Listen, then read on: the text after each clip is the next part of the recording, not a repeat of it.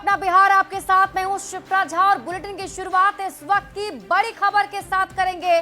बिहार विधानसभा चुनाव से जुड़ी आपको इस वक्त की बड़ी खबर बताते हैं। सूत्रों के हवाले से खबर मिल रही है कि अगले महीने यानी कि अक्टूबर के महीने में विधानसभा चुनाव का ऐलान हो सकता है। तो बड़ी खबर आपको बता रहे हैं। देखिए, अक्टूबर में बिहार विधानसभा चुनाव का ऐलान किया जा सकता है। जिस तारीख का बेसब्री से इंतजार किया जा रहा है उसकी जानकारी आपको मिलेगी। पहले या दूसरे हफ्ते में ही ऐलान किया जा सकता है। और जो खबर सूत्रों के हवाले से मिल रही है कि 2 या फिर 3 चरणों में बिहार विधानसभा चुनाव कराए जाएंगे और 15 से 20 नवंबर के बीच ये पूरी प्रक्रिया कर ली जाएगी। दुर्गा पूजा और छठ के बाद वोटिंग की जाने वाली है। तो इस वक्त की बड़ी खबर आपको बता रहे हैं, बिहार विधानसभा चुनाव के तारीखों का ऐलान जल्दी होगा। अक्टूबर के पहले या दूसरे हफ्ते में चुनाव की डुगडुगी बज सकती है। सूत्रों से मिल रही जानकारी के मुताबिक 2 या 3 चरण में मतदान हो सकता है और खबर है कि दुर्गा पूजा और छठ के बाद ही वोटिंग कराई जा सकती है, जबकि 15 से 20 नवंबर के बीच वोटों की गिनती यानी नतीजे आ सकते हैं, क्योंकि 22 नवंबर से पहले चुनाव की प्रक्रिया को खत्म किया जाना है। इसके साथ ही हम आपको एक बार फिर से बता देते हैं 2020 विधानसभा चुनाव में किस पार्टी ने कितने सीट पर चुनाव लड़ा था। अगर हम सीटों के फॉर्मूले को समझें तो उसमें बीजेपी की तरफ से 110 सीटों पर उम्मीदवार उतारे गए थे, जेडीयू 115 सीटों पर। और आपको बता दें कि इस पूरे प्रकरण में बीजेपी और जेडीयू की तरफ से पिछली बार बराबर सीटों की हिस्सेदारी हुई थी, जिसमें से जेडीयू की तरफ से हमको कुछ सीटें दी गई थी और उसके बाद दूसरी बात करें बीजेपी की तो वीआईपी पार्टी को वो सीटें दी गई थी। हालांकि वीआईपी पार्टी जो है फिलहाल अभी वीआईपी पार्टी महागठबंधन में शामिल है। और अब हम बात करते हैं नीतीश कुमार के स्ट्राइक रेट की। साल 2010 से अगर इसकी शुरुआत करें, साल 2010 में 141 सीटों पर जीत मिली थी, 115 सीट पर जीत मिली थी, 141 सीट पर उन्होंने चुनाव लड़ा था। स्ट्राइक रेट की बात कर लीजिए 81.5% और वोट परसेंट की अगर हम बात करते हैं तो 22.58% वोट परसेंट रहा था। 2015 के विधानसभा चुनाव की बात कर लेते हैं। 2015 के विधानसभा चुनाव में 101 सीटों पर उम्मीदवार उतारा गया था, 71 सीटों पर जीत मिली थी। स्ट्राइक रेट 70% का उस वक्त रहा था, 6.83% वोट प्रतिशत बताया जाता है। और इसके साथ ही 2020 का विधानसभा चुनाव यानी कि पिछली बार के चुनाव की बात करें तो 115 सीटों पर चुनावी मैदान में जेडीयू ने अपने उम्मीदवार उतारे थे, 43 सीटों पर जीत मिली थी, 37% स्ट्राइक रेट था और वोटिंग परसेंट 15.39% था। पिछली बार इसे लेकर कई बातें भी कही गई थी कि नीतीश कुमार का स्ट्राइक रेट जो है वो खराब हो गया, लेकिन इस बार का बिहार विधानसभा चुनाव चूंकि पूरा एनडीए गठबंधन एक साथ लड़ने जा रहा है, जिसमें 5 सहयोगी दल शामिल हैं, तो ऐसे में आइए आपको जल्दी से बताते हैं 2020 में भी 3 चरण में ही विधानसभा के चुनाव हुए थे। अगर 2020 की हम बात कर लें तो 2020 में 25 सितंबर को चुनाव की तारीखों का ऐलान कर दिया गया था, जिसमें 3 चरण में चुनाव की बात कही गई थी। पहला चरण 28 अक्टूबर को हुआ था, जिसमें 71 विधानसभा की सीटों पर वोटिंग हुई थी। फिर दूसरा चरण 3 नवंबर को हुआ था, जिनमें 94 सीटों पर वोट डाले गए थे। और उसके बाद तीसरा चरण 7 नवंबर को, जिसमें 78 सीट पर वोट डाले गए थे। 10 नवंबर 2020 को चुनाव के नतीजे आए थे, जिसमें एनडीए सरकार बनी थी। और अब एक बार फिर से बिहार में विधानसभा चुनाव के तारीखों के ऐलान को लेकर जो सुगबुगाहट है, उसमें ये कहा जा रहा है कि अक्टूबर के पहले या दूसरे सप्ताह में तारीखों का ऐलान कर दिया जाएगा, यानी चुनाव आयोग जो है वो तारीख का ऐलान कर देंगे। और इसके साथ ही इस बार भी यही संभावना जताई जा रही है कि 2 या फिर 3 चरणों में बिहार विधानसभा का चुनाव कराया जा सकता है। तो पूरी तैयारी हो चुकी है। अक्टूबर में बिहार विधानसभा चुनाव के ऐलान की संभावना को लेकर राज्य में अब सियासी पारा भी चढ़ने लगा है। एनडीए के नेता जहां हर वक्त चुनाव के लिए तैयार रहने का दावा कर रहे हैं, तो विपक्ष का भी दावा है कि इस बार बिहार में बदलाव के मूड में जनता दिख रही है। चुनाव आयोग जब कभी बिहार में चुनाव की घोषणा करे, बीजेपी 24/7 चुनाव के लिए तैयार रहने वाली पार्टी है। ये कार्यकर्ता दिन रात जमीन पर मेहनत करते रहते हैं और इस चुनाव में बिहार की जनता आगे आगे है, राजनीतिक दल पीछे पीछे हैं, क्योंकि बिहार की जनता विकास का स्वाद चख चुकी है और उसे पता है कि एनडीए ही बिहार का विकास कर सकती है। वो तो मोदी जी जिस दिन रोए थे उसी दिन ये साफ हो गया था कि अब चुनाव की घोषणा किसी भी वक्त हो जाएगी। लेकिन शायद बीच में ये पटना मेट्रो का उद्घाटन रोड़ा बन गया। तो अब जिस दिन वो उद्घाटन करेंगे उसके अगले दिन चुनाव आयोग चुनाव की घोषणा कर देगा। हम तैयार हैं कि नहीं ये महत्वपूर्ण नहीं है। बिहार की जनता पूरी तरह से तैयार है। इनके मंत्री और विधायक जगह जगह से खदेड़े जा रहे हैं, दौड़ाए जा रहे हैं। इस बार ये बिहार से दौड़ा दिए जाएंगे। हमारी पार्टी लोजपा रामविलास बिहार विधानसभा चुनाव के लिए बिल्कुल तैयार है और इसकी तैयारी 2-3 सालों से हम कर रहे हैं। इसी के तहत हम हर प्रमंडल में अपना कार्यक्रम 9 संकल्प महासभा का आयोजन भी कर रहे हैं, जिसके अंतर्गत हम अपने कार्यकर्ताओं को उत्साहित कर रहे हैं बिहार विधानसभा चुनाव के लिए। चुनाव में राष्ट्रीय जनता दल इंडिया महागठबंधन बिहार में सत्ता परिवर्तन के कारक के तौर पर बिहार की जनता की पहली पसंद के रूप में जो आम जनों का विश्वास और समर्थन दिख रहा है, उससे स्पष्ट हो रहा है कि बिहार की जनता बदलाव की दिशा में और बदलाव के कारक के तौर पर तेजस्वी जी के नेतृत्व को पसंद कर रही है। और अब बात करते हैं जीएसटी के बदलाव की। देखिए, जीएसटी पर केंद्र सरकार का बड़ा फैसला आया है और नए बदलाव के बाद 5% और 18% का जीएसटी स्लैब ही अब रह जाएगा और इसका सीधा फायदा आम आदमी को मिलने वाला है। आम आदमी के पास डिस्पोजेबल इनकम यानी कि खर्च करने की राशि पहले की तुलना में अधिक बचेगी और अब जीएसटी से सिर्फ 2 ही स्लैब जीएसटी के होंगे। जीएसटी में 12% और 28% का स्लैब जो है वो खत्म हो गया है, यानी कि जीएसटी में अब आपको सिर्फ और सिर्फ 5% और 18% का स्लैब ही मिलने वाला है। हेल्थ और लाइफ इंश्योरेंस पर जीएसटी खत्म कर दिया गया है। विलासिता यानी कि जो हानिकारक वस्तुएं हैं जैसे कि गुटखा, सिगरेट, इन सब पर अलग से एक स्लैब होगा जो कि 40% का होगा। तो पूरे देश में जीएसटी में बदलाव का फैसला 22 सितंबर से लागू होने वाला है। तो ये बड़ा उपहार और बड़ी तैयारी सरकार की तरफ से की गई है।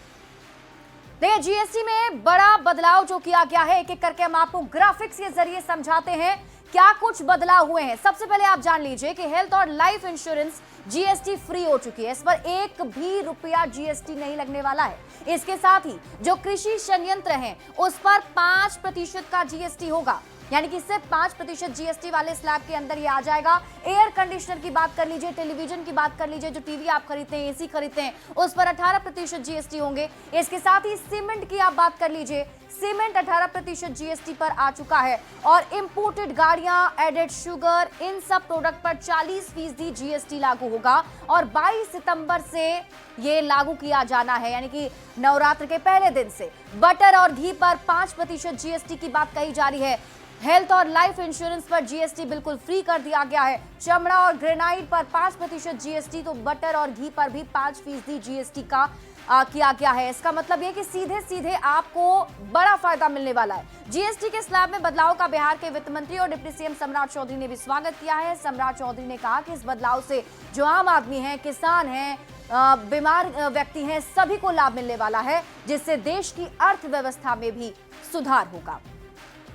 कि आदरणीय प्रधानमंत्री जी और आदरणीय वित्त मंत्री जी ने हमको जीओएम का अध्यक्ष बनाया, मंत्री समूह का अध्यक्ष बनाया और मेरे लिए भी गौरव का क्षण है कि अरुण जेटली जी के बाद जो बड़े फैसले आज हुए तो हमारी अनुशंसा पर हुआ। बिहार का बेटा होने के नाते देश को आदरणीय मोदी जी के मार्गदर्शन में जो उन्होंने कहा कि आम जनता को रिलैक्स करना है, किसानों को रिलैक्स करना है, जो बीमार लोग हैं उनको रिलैक्स करना है, टेक्सटाइल के सेक्टर में रिलैक्स करना है और इस पूरे इकोनॉमी को बूम करना है, स्वदेशी अभियान चलाना है।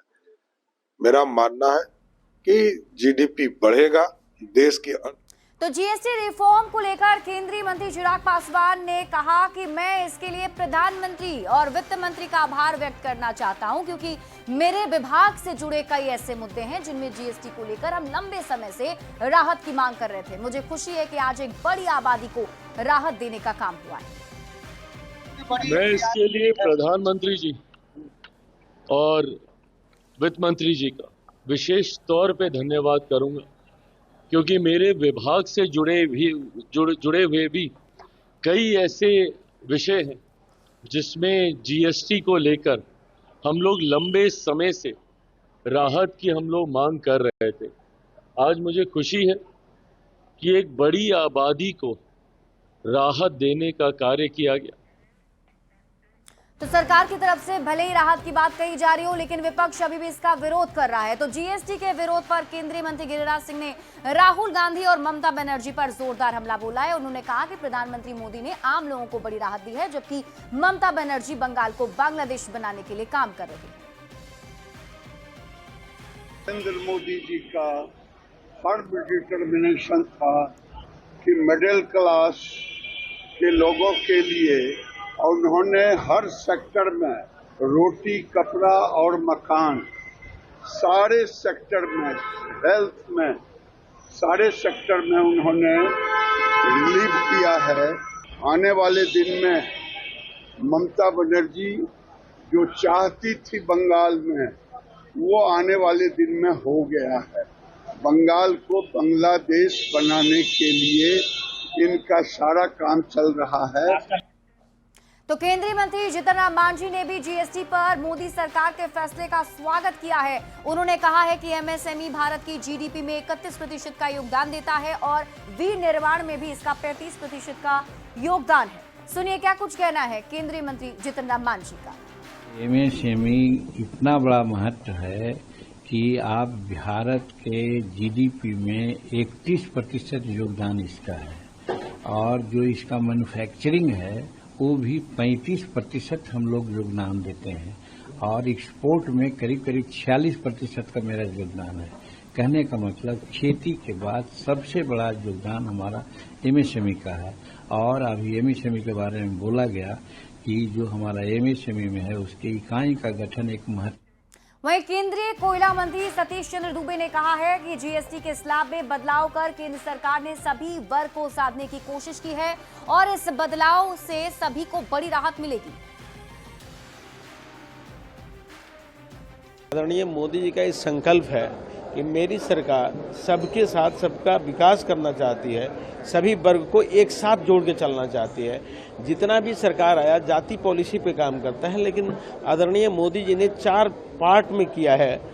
एक युवा शक्ति हर वर्ग में आते हैं, एक नारी शक्ति सभी वर्ग में आते हैं, एक किसान सभी वर्ग में आते हैं।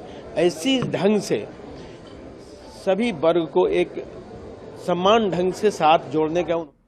तो त्योहार से पहले जीएसटी के स्लैब में बदलाव को बिहार बीजेपी अध्यक्ष की तरफ से माफ कीजिएगा, बिहार कांग्रेस अध्यक्ष राजेश राम की तरफ से छलावा बताया गया है।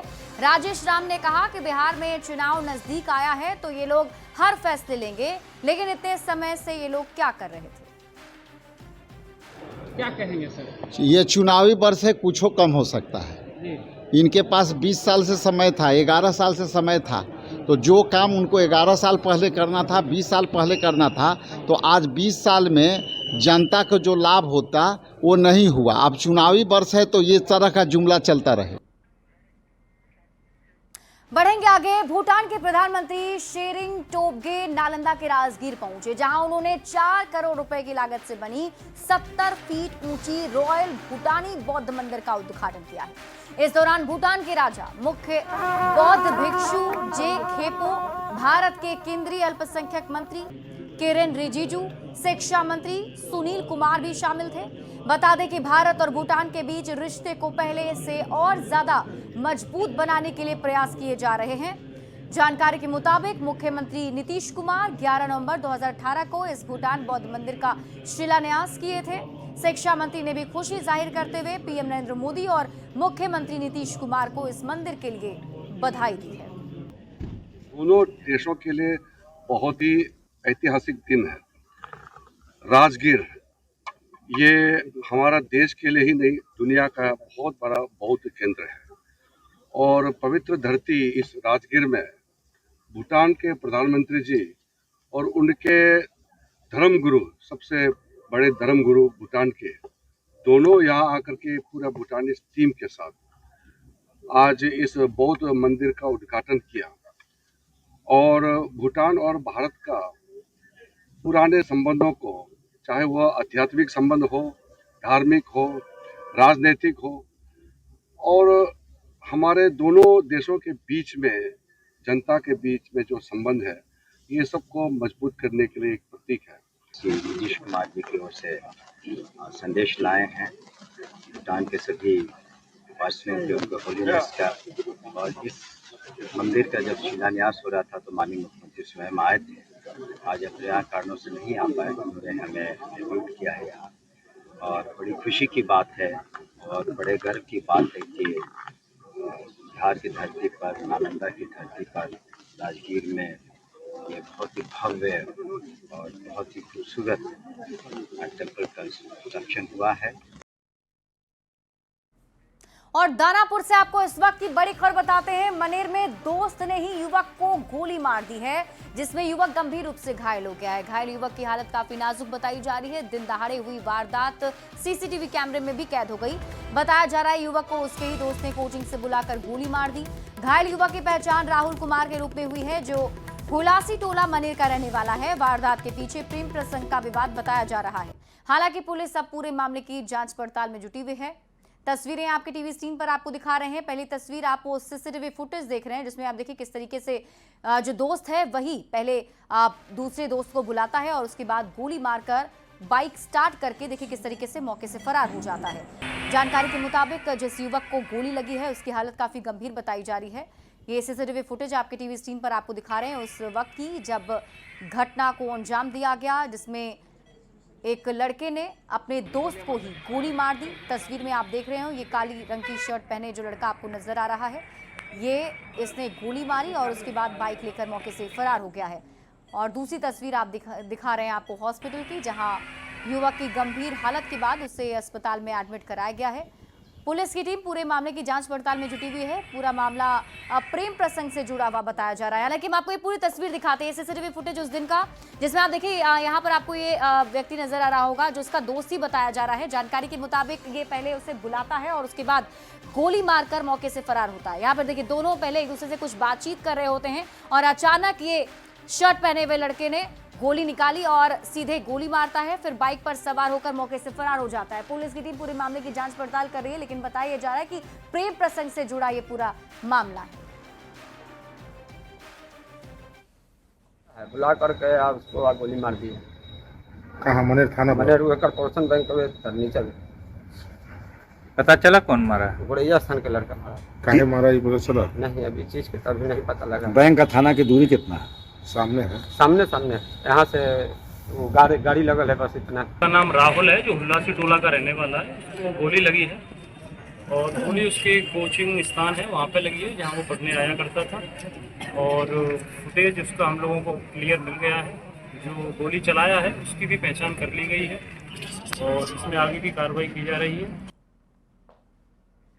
और खबर आपको पटना से बताते हैं, जहां बुधवार की देर रात परसा बाजार थाना के महोली फ्लाईओवर के नीचे चलती ट्रक में तेज रफ्तार से आ रही कार ने टक्कर मार दी थी। फॉरेंसिक और ट्रैफिक जांच में घटना की वजह कार की तेज गति बताई गई है। बुधवार रात हुए हादसे में कार सवार 5 लोग की मौत हो गई थी। कार सवार लोग फतुहा से परसा बाजार होते हुए पटना की ओर आ रहे थे। इसी बीच फ्लाईओवर के नीचे आ रहे ट्रक के पीछे कार ने टक्कर मार दी थी। सड़क हादसा इतना गंभीर था कि कार ट्रक के अंदर घुस गई। ट्रैफिक विभाग के अधिकारियों ने आज इस पूरे मामले की अपने स्तर पर छानबीन की है। ट्रक पटना की ओर आ रही थी और छोटी गाड़ी भी पटना ही की ओर आ रही थी, एक ही दिशा में। कोई अपोजिट की बात नहीं है कि दोनों दो दिशा से, एक ही दिशा में लोग। ट्रक आगे, छोटी गाड़ी पीछे।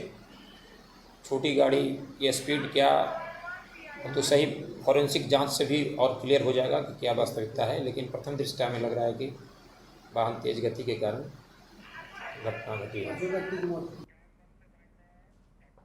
और इसी के साथ इस बुलेटिन में अभी के लिए बस इतना ही। आप देखते रहिए न्यूज़ 18 बिहार झारखंड।